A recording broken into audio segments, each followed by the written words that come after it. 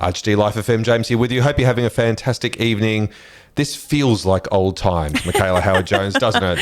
It does. It does. It feels good and, in a funny way, terrifying, but only for one of us. And that's... I definitely do feel a little bit terrified. It definitely feels very new but old, and what is old is new. But it's just, either way, it's just lovely to have you back here in HD. You've officially started back... you officially started back last week. True. But this is the first time that we've actually done a show together. It is. And in lots of amazing ways, just even coming in and being in the studio over the last week or so, the last 2 years feels like an insane void, and also at the same time it just has ceased to exist in so many ways. We were saying that last week, weren't we? It was just it just feels like no time has gone past at all in some ways, which is great, which is good. Yeah, I do wish that it felt like no time had gone past when I went to write this show today, but unfortunately that was not the way the cookie crumbled. But hey, first one back after 2 years. You're allowed a little bit more time to get it all together. Yeah. And a bit of a panic. I'm excited though. It's going to be a good one. Me too. This is really good. This is going to be really fun. Okay. In a little bit, very, very shortly, I wanted to do a little section about something I've noticed a lot recently over the last couple of months. I've had a few experiences of being out and about in the world quite a bit. And there's one thing I've actually noticed, that if you start going out to restaurants a lot, there's something that's happening a lot right now. And I really want to talk about that. We're going to do a bit on AI. What can it do? What can it do? What can it do? Are we going to find out? Sorry, don't get the tone of voice wrong. What can it do? What can it do? Yeah, no, sassier than that. Okay. Yeah. Oh, what can it do? That's pretty good. That's terrible. That's good. Okay. Things that the Gen Z don't know. I'm sure you've got opinions there. Of the things I don't know, I'm sure you'll inform me. One or two. And we've also got music from Crowder, Ed Sheeran, Lady Gaga, Bruno Mars, and heaps more. But right now, this is brand new from Huntrix. You are listening to HD on Life FM. That is Huntrix. You are listening to HD on Life FM. We've got Crowder and Ed Sheeran, Lady Gaga and Bruno Mars on the way in the next 10 minutes. James here with you this evening, along with my old partner in crime, Michaela Howard-Jones. Hello. Back again. Lovely to have you back here with HD this year, helping us do a whole bunch of things, especially including delivering the podcasting courses for students that we do, and of course all of the things that we do, the big awards. It's our 15th year this year, so it's very exciting. It's a very momentous year. Very, very good to have you back here for this very momentous year, when a lot of that sort of that zingy, amazingly creative stuff that you'd excel so much in. Bring in the zing. Now, I wanted to talk a little bit about just something I've noticed a lot recently over the last few months. During the month of December, I did a really unusual amount of traveling and visiting other places. I'd sort of go away. I sort of went to Melbourne Festival with my son, came back, got in my car, drove to Mount Gambier, canoed down a river for 4 days, came back, then went down to the coast of Carrickling and Normanville, down there for 5 days, came back. So I was just constantly back and forth, back and forth, back and forth. In doing that, you tend to eat out more. You eat at a lot more restaurants. And I really enjoyed eating at restaurants with a whole bunch of different kinds of cuisine for interest. Now, the thing that I noticed that just kept happening more and more, just because I was going to restaurants a lot, is that it seemed that no matter what culture of the restaurant I went to, the nationality, everyone who worked there had the accent of the country. Oh, really? And this wasn't just... the older people or the people you'd think would be the owners of the restaurant. Yeah. These were people who looked like uni students who just had gotten a weekend job there. And I'm thinking, that can't be right. It can't be right. And you don't want to sound too cynical, but you go are you putting it on? Look, I get it. It's lovely. When you walk into a French restaurant, oh, monsieur, hey, you just go, oh, this is lovely. This is cultural. But then you go, are they just, there's no reason why they can't be at home, jumping onto YouTube and getting all of the sort of the dialect coaches and stuff like that. Yeah, PD, practically. There's no reason why not. And so it really got me thinking about it a little bit. And I thought, wouldn't it be interesting and fun if there was restaurants that had been opened up that weren't just for really distinct different nationalities. You go, Italian cuisine, beautiful, delicious. Obvious. French cuisine, stunning, amazing, wonderful. I went to this amazing African restaurant down on South Bank in Melbourne. Oh, yeah. Amazing. Again, the accents everywhere. It was incredible. Everyone I couldn't get over the everyone. They've got incredible consistency. But what if we made those different kind of cultural touchstones a little bit more close to home, shall we say? And as I have been living away from Queensland for many years, I would say probably the last 40 years, the accent has kind of drained away. But if it came to it, push comes to shove, if, say, a Queensland-themed restaurant opened up here in Adelaide and they did make a point of saying, we really want people with that accent or that sound to make people culturally feel like they were in the right place, could I do it? Answer, of course, being absolutely. I have no self-doubt in and you, it made James. me then stop and think, and what sort of dishes would they serve? You know, high-end Queensland cuisine. You know, it's good. So just before we do this, I just say a little bit of a disclaimer. I am from Queensland, so I am allowed to do this. And kids, this is dangerous. Don't try this at home. All right. So I've written up a script for us to have a bit of a look at. Okay. We're going to get a little bit of background restaurant here for us. Ooh, classy. So we're there. Very, very classy. This is all about sophistication, elegance, and class. Okay. Here we go. Good evening, madam. Are you having a nice night? Yes, thank you. Yeah. Are you locals? Are you visiting Brisbane? We're actually on holiday. We're staying at the hotel around the corner. Nice, lovely place. And I bet you're no fool. Keeping cool by the pool. Absolutely. Ripper. Sweet as. Hey, have you had a chance to have a squiz of the menu? I have. It looks really great, but do you recommend anything? Dead set. Some very special items on the menu this evening. For entree, chef definitely recommends the charred Sunshine Coast pineapple salad with shaved fennel, goat's cheese, tree bark, trampoline mat, served in a mini crate with some rustic glam that says both bonjour and g'day all at once. Wow, that's incredible. We'll definitely take one of those. Too easy. Now, for main, you just can't go past Cairns barramundi a la Riviera. Absolutely beautiful piece of pan-seared barramundi, saffron beurre blanc, tastefully finished off with deep-fried ladyfinger bananas. Very sophisticated, very squishy. Oh, that sounds like a bunch of different tastes doing a big old battle on a plate there. Bang on. And if you still have room for dessert, and even if you don't, because as my Aunt Gladys always used to say, James, my goodness, it's hot, let's just eat dessert. You simply can't resist the macadamia nut creme brulee, creamy custard with an intensely aggressive macadamia aftertaste and a hardened caramel crust that you'll need a hammer to break. The dish does come with a hammer on the side. Oh, thank goodness. So if you ever... Yeah. That's just a bit of a shout, a bit of an audition for me. I think we could be sitting on a gold mine here.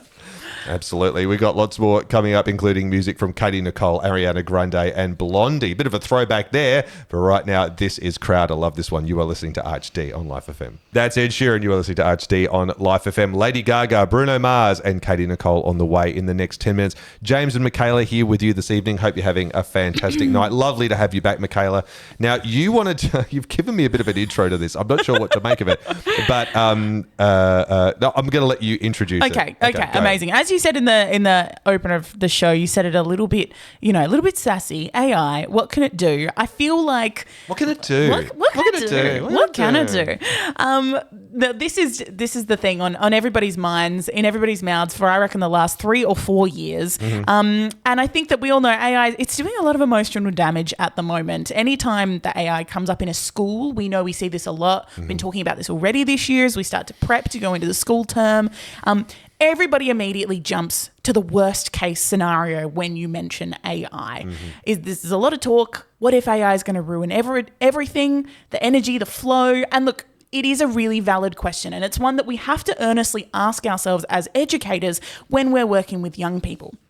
But in thinking about it and in having a lot of conversations in the last week since I started back with you, I thought rather than speculating and panicking, as I feel that most people do in this space, I thought we could do the least dramatic thing possible and we could just try it.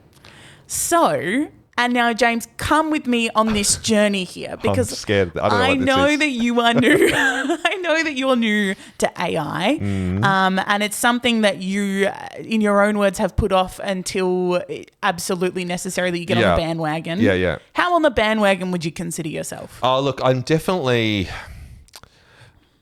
and the bandwagon, that's so interesting because I think of the bandwagon as people who are like using Sora 2 and having like a best friend who's also an AI who they'll argue is actually a real person. That's what I think the bandwagon is. So as far as the you might be offending some people. So as far as the no, I'm not saying anything. I'm just saying, but if that's the bandwagon, I'm so not on the bandwagon. Okay. So I mean, the thing is, I've started using it for doing some stuff around idea generation and getting things started. But I don't think I've sort of, I don't really tap into it. I'm cautious. I'm cautious. Absolutely. And like, this is what we use it for in our work. Like genuinely, we've talked about a lot. It's great for a first draft. It's really great for ideas. When you try to get it to pump out a finished, polished, final product, it sometimes looks a little bit rusty. So we're going to do today what I know that teachers out there are fearing and students are secretly trying to do behind our back when we're not watching, which is to type in to whatever AI search engine you're using, write me a radio break. And this... Oh, so this is what I'm looking at. This is what you're looking at here. Okay, so now I've got myself as presenter 1. James, you're presenter 2. Okay. I think that you'll pick up pretty quickly why I have assigned them this way. I see. So of course this is AI. So what this has done apparently is this has mined the entire history of radio to come up with the greatest version. This is AI's version of the greatest version of a radio break that they can do. Okay. This is absolute peak pinnacle radio. Okay. Are you ready? Right. Yeah, I'm ready. Let's go for it. I'm presenter 1, right? No, I'm presenter 1. Okay, hit it. You're presenter 2. Okay. All right, quick question. Have you seen this story going around online today? Oh, no. When you say story going around online, I immediately feel judged. Well, apparently people are now paying to have strangers make their coffee for them in their own kitchens, like a pop-up barista station. I'm sorry, strangers in my house before caffeine? Exactly. And they say it's about connection. No, that's about chaos. I can barely make eye contact before 9 a.m. Also, I don't even let family touch my coffee machine. That explains why you labelled all the buttons here at work. Because someone keeps changing the settings. Look, I just think that if a stranger walked into my kitchen that early, I'd panic and offer them toast I don't actually have. Same. And I'd spend the whole time apologizing for my bench being a mess when it's completely fine. Anyway, if you see me charging $50 to brew instant coffee at your place, mind your business. Okay, so here's the first impressions. Well, I mean, it's just it's like, do you know what it is? It's like an alien life form doing an imitation of what they think radio. You know what I mean? It's like it's such a if a bunch of like primary school kids were doing an imitation of FM radio, what it would kind of look like. It's just kind of really obvious and stuff like that. And if people have actually tuned in and then listened to us just at that moment and gone, Archie's really picked up its game. So much better than usual. Yeah, either that or they've gotten terrified and tuned out before we can clarify that we did not, in fact, write that script. Are they in the middle of like some sort of like fever dream? Have they all got sort of like... I think on the plus side, creativity is going to be fine. But on the downside, I have to say, you picked up on some of those nuances around presenter 1 and presenter 2. Yeah. Can I tell you around your coffee habits of that? Yep. I have to tell you, the kicker is I fed it absolutely nothing about who we are as people, no personality traits, no thought process about who I am, about who you are, about your obsessive love of coffee. And on that front, it's actually kind of a little bit terrifying. Well, I tell you what would be more interesting, and maybe we should do this. I don't know if we can do this in this, but what if we then if we before the next song's on, Yeah. what if we did this again, run it straight in, but actually tell them who we are and see how, because there's plenty of stuff of ours out there. There is. There's a lot of shows. That's very This true. is show number 651. There is shows out there.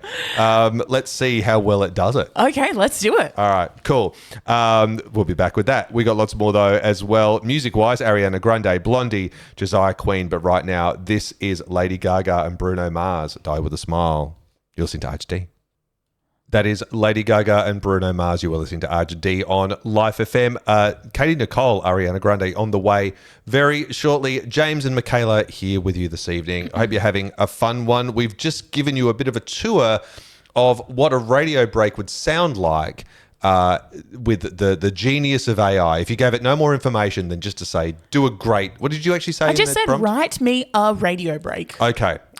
So what we've done is we've upped the ante a little bit and decided to give the AI a bit of the benefit of the doubt. If it really does go full flex, what can it actually do? Because spoiler, the last one, it was not good. It was not great. Spoiler, yeah, was not fantastic at all. Now, however, what I've done here is I've found this slightly chilling because I've read what it's done when I've given it the information to say, okay, do a break for the RHD radio show in the voices and the sense of humour and the vernacular and everything of the two hosts. And it's probably gone back and mined all of the shows that we have done over the years. Okay. So let's have a go at a AI-generated version of a script of ours. It's actually mentioned as by name here about the sort of things that we're apparently going to say. And again, we've focused on the coffee thing. Yes. So this is the more coffee one. Okay. Are we ready? Okay. Hi, welcome back to RHD Radio on Life FM Adelaide. James here with Michaela Howard-Jones. Michaela, I've got a confession. Oh boy, this is going to be good. What have you done? Okay, I think I've become that guy at the cafe. What guy? The one who asks for almond milk and then judges everybody else's dairy choices? No, worse, the guy who orders a coffee so complicated it sounds like a legal document. I walked in yesterday and said, hi, can I get a half-strength oat milk, hang on, what's it say? Hi, can I get a half-strength oat milk, extra hot, 2-pup caramel latte with a dash of cinnamon? Oh my God, James, that's not a coffee order. That's a personality test. Yes, I know. The barista looked at me like I just asked them to solve a Rubik's Cube blindfolded. This isn't that great, actually. Keep going. Meanwhile, I'm over here with my boring flat white. 2 words, done. You're writing a novel. Yeah, but here's the thing. Coffee orders are like horoscopes now. They say everything about you. Okay, so what does a half-strength oat caramel latte with cinnamon say about you? That I'm indecisive, that I'm sweet, and maybe slightly pretentious. Slightly pretentious. James, you basically ordered a dessert in a cup. True, but hey, at least I didn't ask for a deconstructed latte served in a mason jar with ethically sourced foam.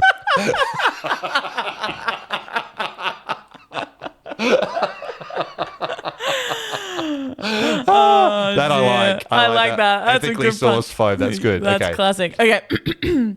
Don't give hipster cafes ideas. Next thing you know, they'll serve coffee on a plank of wood with a side of existential dread. Existential dread. Very nice. Perfect for Monday mornings. Okay, but real talk, how many coffees do you actually have a day? Depends. If it's a normal day, 2. If it's a James's editing audio until midnight day, 5. 5? James, that's not coffee. That's a survival strategy. Exactly. And every cup has a different vibe. First one, hope. Second, productivity. Third, panic. Fourth, regret. Fifth, acceptance. Sounds like the stages of grief, but caffeinated. Pretty much. How about you? 1. Always 1. Because if I have to, I start talking like an auctioneer and my hands do jazzercise. Jazzercise. You wouldn't even... You're too young to even know what jazzercise is. I don't know what jazzercise is. It was like... what do you call it? Like aerobic... Like jazz aerobics, but as an exercise strategy. Okay, old school Zumba. Yeah, basically. Yeah, okay, great. Yeah, much bigger hair though. Okay. Okay, where was I? Now I want to see that. Ladies and gentlemen, we've got a flat white going once, going twice, sold. Exactly. So I stick to 1 and water, lots of water. See, that's sensible. Meanwhile, I'm over here inventing new coffee orders like a mad scientist. Next week, nitro cold brew with a shot of optimism. Optimism? Where do you even get that? Probably costs extra. Probably does, to be honest. Okay. Well, okay. I'm not that worried. I think we're okay. I think we're okay. I think hilariously in our coffee habits, it's got them spot on but flipped. Exactly. You're the one who has the dessert in the cup. No. But it's the AI is confused because I'm really pretentious.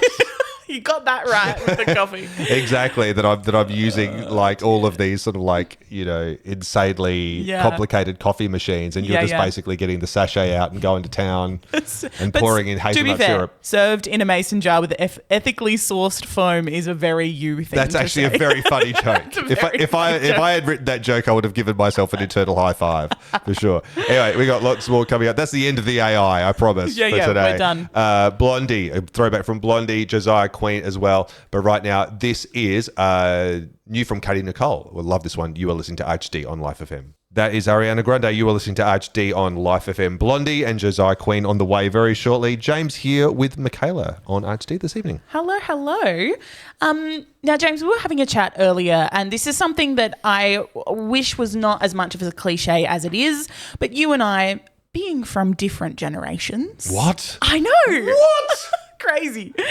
But I personally, I'm a strong believer, and I genuinely don't know how you stand on this, hot take, but I'm a strong believer that every generation loves to find ways to poke fun at the generations that come after that. It is our human nature.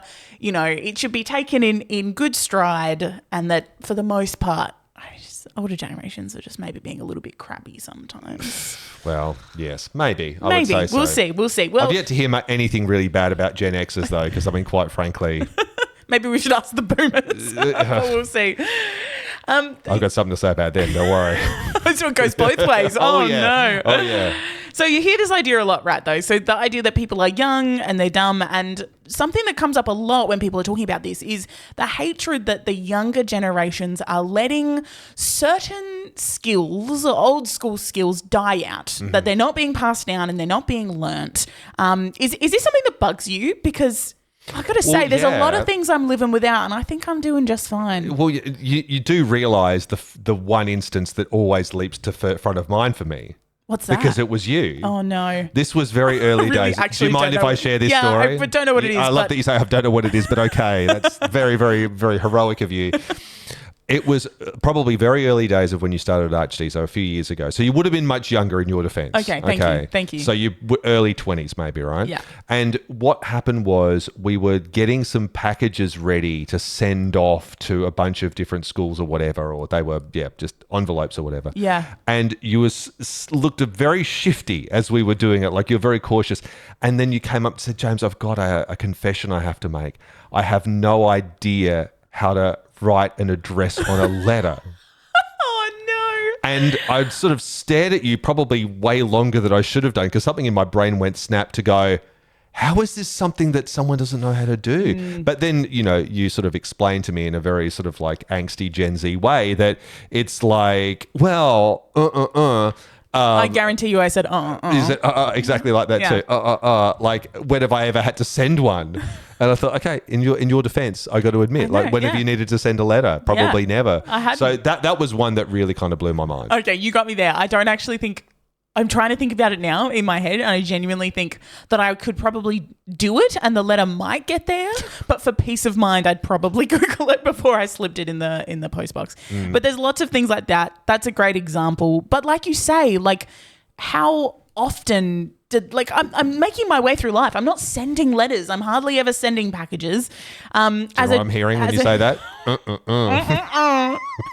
Here comes that sass again. It does. It's a sassy show tonight. What I am saying is that I am getting through life, and Okay, so these skills, I believe, are part and parcel. They're disappearing, like we're talking about here, not because our generation is any less smart, not because we're lazy. No, absolutely. No way. Absolutely not. But just because genuinely these kinds of skills, they're becoming less and less relevant. Okay. Like there's less and less need.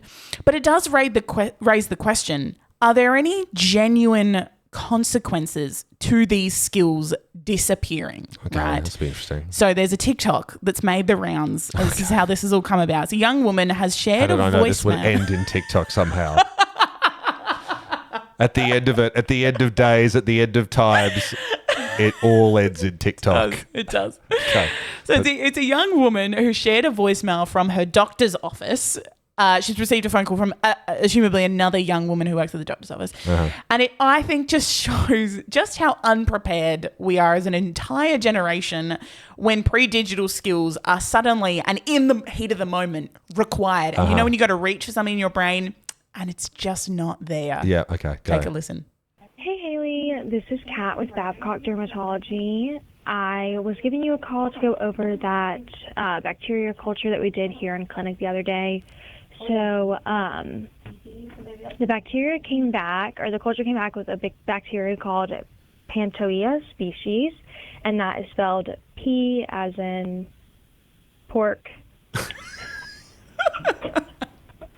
Sorry. A as in apple, N as in new.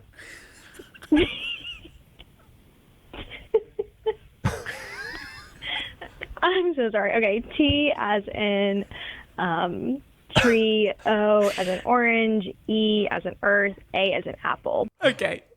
So, okay. With missing the visuals because I was only listening to that. So, yeah. So no visuals. Only that's just sound. That's just sound. That's just a voicemail. So it's just this kind of inability to connect a letter with. I don't know if is that generational. I mean, it goes back to the old school phonetic alphabet. Do you know? Do you? I mean, you know of the phonetic alphabet. Do you know the phonetic alphabet genuinely? Because I don't. No, I think we're talking about a generation perhaps in the middle, like because we learned very old school classical way of doing stuff like that. So we never did anything, but we spent so much time on basic literacy, grammar. We probably did it I wouldn't be able to know it, but all of that stuff now, we didn't have any help or any assistance with any of it. So we had to get around it. Yeah, you had to just know it. And the other thing too, like that you talk about the skills that get lost too, is that, and you notice that when you go to the supermarkets as well, like the ability to be able to do like quick maths in your head, quick addition, quick subtraction, and quick ways around stuff. How you can go like, oh, if you do that, you times it by 10 and take 2. Like those sorts of little bit of shorthand stuff. I do that whenever the cash register. I talk people through that, and they go, "How did you do that? Like you're some sort of it's some sort of magic trick just or something." Like savant, just like running up numbers in your head. Exactly right. Yeah. I think it just goes to show. When you were saying earlier, there's something that I always think of, Michaela, when I think of Gen Z's not being able to do everything. Can I tell the story? And I said, yes, but I don't know what it is. The honest truth is I probably thought about 3 things that I've done. But I thought that was going in a really different direction. So look, maybe there's some unlearning to be done here. We got lots more coming up, including music from Josiah Queen. But right now, this is a throwback from Blondie. You are listening to RHD on Life FM. That's a throwback from Blondie. You are listening to RHD on Life FM. James here with you this evening with the wonderful Michaela Howard-Jones back from the wilderness. I know, from the wilderness. The Catholic Office from Youth and Young Adults. It's a jungle over there. It's a jungle. Crossing. I swung on George my vine Street. to get George here. Street can be like, terrifying traffic at this time of day. It can. Lovely. But thank you so much for be being here. It's been fun. It's been has. so fun to have you on. If you've only just joined us, jump on to the podcast version. If you listen to us on the radio, it's been a really fun show with a few little set pieces. We've done set pieces. We've done 3 set pieces. We actually. have. There's been a lot of scripting. I know. So check all of that stuff out. We are here every Wednesday night from 9, every Saturday night from 10. Stay tuned to Life FM for more of your music. We will see you in a few days. Bye. Bye.